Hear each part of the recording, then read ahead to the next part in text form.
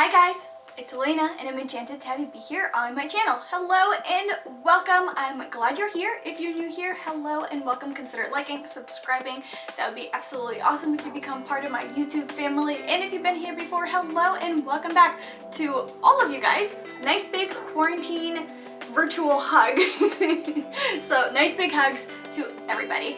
On today's video, I kind of want to talk about the 9 key things I learned about when I became a plant mom. Now, if you've seen a video that I posted before, and it's my 48 plants plan, and then I did a 48 plants update, and I had like a couple of repotting and like plant spa days video, I will link that playlist up top there, or there, however the way they can. So somewhere up top is going to be a playlist of all my plant fun things, and I'll also link it at the end of this video. So 9 key things that I've learned since becoming a plant mom. It has been a learning curve, and I have a couple that have not survived me, but as you can see behind me, and if you've seen my tours, I have a few plants that are quite happy in my home. So here are the 9 things that I learned. Number 1 is that plants make people happy. I don't know if it's the air purifying portion of them, or the fact that they're green and cheery and pretty, or purple and colorful and they add life into your space, but plants make people happy. And it's not just me, other plant people know that too. So the more plants means the happier I'm gonna be, right? At least that's the theory I'm going with. Number 2, each plant has their own personality almost, or like each species of the plant has their own personality or their own needs, their own things. So it's not like kind of plant, pot, dirt, sun, water type of equation. That does not equal happy plant. It's all of those things, but like depending which kinds of pots some plants like, different plants like different dirts, different lighting, different things. So each plant has its own need and requirement, and I think that's the biggest thing that I didn't know when I first started this out. So I just figured, okay, plant, pot, dirt, put it in the sun, give it water. Not a lot have survived from that time, I'm sorry to say. Like, let's have a moment of silence for those that I have unknowingly tortured. Okay, so that being said, do a lot of research on which plant you're gonna get. There are a couple easy plants that don't really require a lot of maintenance. There are a couple plants that are super finicky and have a very diva-esque personality. My peace lily, for instance, she will faint if she doesn't get water right then and there when she wants it. Like, she will faint. But the moment she gets the water, she's back up and cheery and happy, and like nothing's ever happened. So that's another thing. I have my phone here with all my tips and tricks. Number 3, plants have a preferred spot in your home.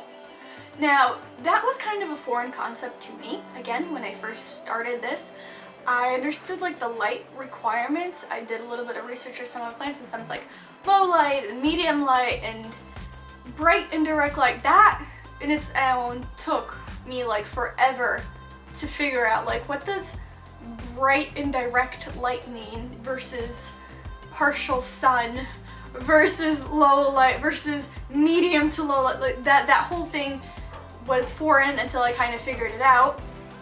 But plants have a preferred spot in your home. Now, for instance, for my home, when I first get a plant, I kind of sit it in quarantine on my kitchen counter.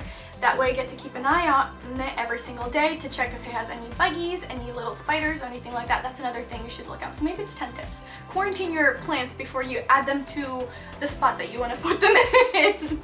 So that's where the plants start off. And my kitchen counter, they kind of get like a medium to low light depending on the sunny days outside and things like that. And then after that, I do the research of what kind of light it needs and put that plant in the spot that has its lighting needs, I suppose. Now, I also keep an eye on it there. I give it about a week or 2 and see how it's doing. and then I try a different spot with similar lightings, again give it a week or two and see if it got better, worse, happier, the same, and then I choose between the two spots, or I need to find a third spot if it's not doing that great in any of those. So definitely plants like different spots in your home. It could be the lighting, it could be the moisture, it could be the airflow. I know plants like some plants like a lot of airflow, other plants don't really like as much airflow. So if you have a plant standing like next to an air conditioning or a vent, it might not be too happy, or a different plant standing in that same exact spot might be thriving like crazy. So each plant has their own preferred spot in your home. And I would definitely recommend you to kind of try out different areas, different spots to see what it likes best, because you want a nice big happy plant like this guy over here. This is my wax plant and she is just deliciously bushy and I love her so much. Tip number 4, the importance of drainage holes. Now, I didn't really think that was super necessary. I thought that plants themselves shouldn't be too submerged in water, so I did the whole rocks on the bottom thing in like a no drainage hole pot. Some plants don't mind that. Majority of the plants don't really like it, and it took me a while to figure out what's going on. Now I know a couple of plant people absolutely forbid doing the whole rocks on the bottom thing of like under the plant dirt and stuff, and some people say that it depends on which plant, and other people say that it's okay. It completely depends on the plant, your environment, temperature, watering schedule, that whole thing. But I found that it's so much easier on me and on the plants if the pots that I get from my plants have a drainage hole. That way I don't have to worry about anything kind of like getting stagnant and rotting down in the bottom. You wouldn't want to do that to your plants. They're not usually happy when that happens. Tip number 5, or thing that I learned number 5, fertilizing. Now I know if you get some dirt, it says that it has like fertilizer stuff in it, and it says for how long to kind of that it feeds the plant for, but if you decide to keep your plant in the pot that it came with from like the nursery or Home Depot, Walmart, wherever you get your plant, careful of the dirt. You may be giving it sun, you may be giving it water, but sometimes that's just not enough to have it thrive and be luscious. Luscious? Luscious? Luscious. Luscious. Let's go with luscious. So fertilizing is quite important. Now for all my plants, I tend to give them a little bit of fertilizing every 2 to 3 months, depending on the plant, depending on the fertilizer it needs. Now it could be something as simple as adding in some diatomaceous earth. I know that has a lot of calcium and it provides some of those nutrients to the plant. I know a couple of my plants are just sufficient enough when I spray them down with neem oil. They like that acidityness and that helps them grow, and other plants need actual fertilizer. So that's kind of the thing that I do with the fertilizing. But be careful if that dirt that you recently repotted your plant with already has fertilizer. If you add too much, it could shock the roots too much. They could kind of like die and wither, and the plant will be very unhappy. I know it's like the complete opposite of what you think fertilizer would do. And sometimes the plant could be super sensitive to the fertilizers and just die.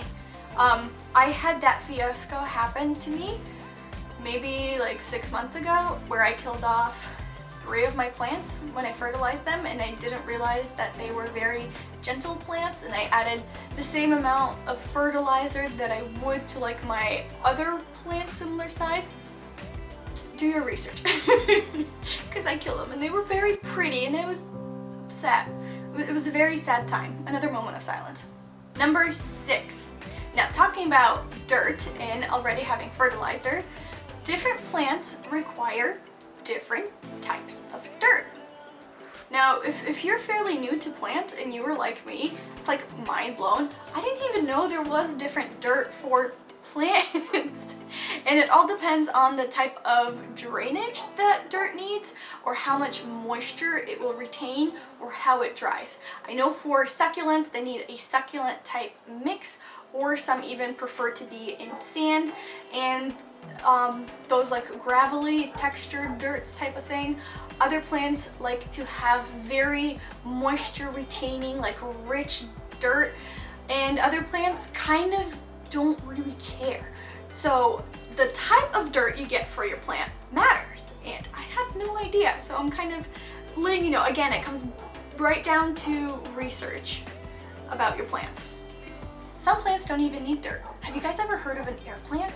Those things are so cool. They literally grow in midair. I had no idea. When I discovered that plants don't need dirt, they just need a little bit of sun, a little bit of water, and I sometimes add fertilizer to that water, they just grow in midair. I have them in my bathroom on whatchamacallit, on the walls, just kind of like tucked into like the little mirror decorations that I have, and they're all over my bathroom because they like the moisture from the shower and stuff like that. Yeah, so some plants don't even need dirt. It's pretty cool. Tip number 7. So we talked about dirt, we talked about pots. Let's talk about water. Water can be good for your plants, water can be bad for your plants, and figuring that out really depends on the plant species, and then it really depends on the location the plant is in, the environment the plant is in, the amount of moisture in the air that the plant is in. For example, all the plants in my living room here, they used to get watered once a week in the winter time because the air is a lot drier. Now I water them about once every 2 weeks because first of all, I got more plants, which keeps the humidity in this a little bit higher, and it's a lot more humid outside and warmer inside, which already keeps the humidity a little bit higher. And in the winter time, I would go over and like mist my plants, but summertime, again, because of like the humidity, it's a little bit higher, I don't do that as often. Now, water can kill your plant. Again, when I was first learning about this, I didn't know. I didn't know at all. I didn't know that there could be too much water. I knew that there could be not enough water, but some plants prefer that. For instance, let me grab one of my succulents. This little guy here, even though it has a little bit of dry leaves, she's growing upwards and outwards. This little guy here is an echeveria. She is a succulent, and she does not like to be watered a lot. She likes to be ignored. She likes to be in the hot sun. She likes very mulchy and like high drainage soil, and she is doing good. I don't know if you can see this little spot here, I recently snipped a baby that she gave me. She's not getting leggy or stretched out, so to me, it seems like this plant is pretty happy and what I'm doing to it is pretty good. So she does not like a lot of water at all. Now, if you see my palm over here, that is a Majesty palm. She still gets watered about once a week, and she doesn't really react if she's not getting enough water. She just kind of starts to die if not enough water at all. I don't know if I'm explaining this correctly. When I got her, I thought she was more of like a succulent, since she's a tropical plant, and they don't really a lot of tropical plants don't really need a lot of water. So I kind of been watering her as soon as like her soil gets dry. But that was actually underwatering her, and now she's in the same watering schedule as my peace lily, which likes a lot of water. And as soon as my peace lily starts to kind of like wither a little bit, and I water the peace lily and I water her at the same time, because she likes a lot of water, surprisingly. And because of that, I got 2 whole new leaves. So now we're in more speaking terms, and she's not, being dramatic about it. So water really depends on your plant, the environment, and everything. Really do your research, really learn like the environment that you put the plant in. It's not kind of like a one and done type of deal. And tip number 8, or thing that I learned, number 8, plants respond to your energy. I don't know if a lot of people will understand this. If you're more of like pagan or like spiritual belief, you might be able to understand this a little bit more, but plants really respond to your energy. I like to talk to my plants. I like to engage with my plants, and I know there's been some experiments done where they put 2 of the same plants in the same exact environment. One plant you told happy thoughts, the other plant you kind of yelled at, and the one where you yell at, it was like withery and dying while the other plant was nice and happy, and they were receiving the rest, like the rest of the treatment was the same. So energy really does affect your plant. Now, not all of the plants really want your attention. Again, some of them can be quite finicky. Let's bring this little dude over here. This is an Oxalis triangularis. First of all, I absolutely love the little potter she's in. I'm gonna have these in my Etsy shop. Second of all, she is beautiful and stunning. I love her colors and that type of thing. This plant likes attention. She likes to be like wiggled. It helps the stems become stronger so that they're not as withery. This plant likes to be talked to. She likes to be kind of like moved around, and that makes her a little bit happier. So in the mornings, she used to be on my kitchen table when we were to have breakfast. I would kind of like harass her a little bit. Now she's at my office table. I'm just trying to see how she's gonna react to that spot there. So I kind of like pet her and play with her because the little stems like the simulation of wind. I think that's what this is called. And and she likes it when you kind of give her attention, which is why I put it in a slightly feminine form. So there's that. So she very much likes attention.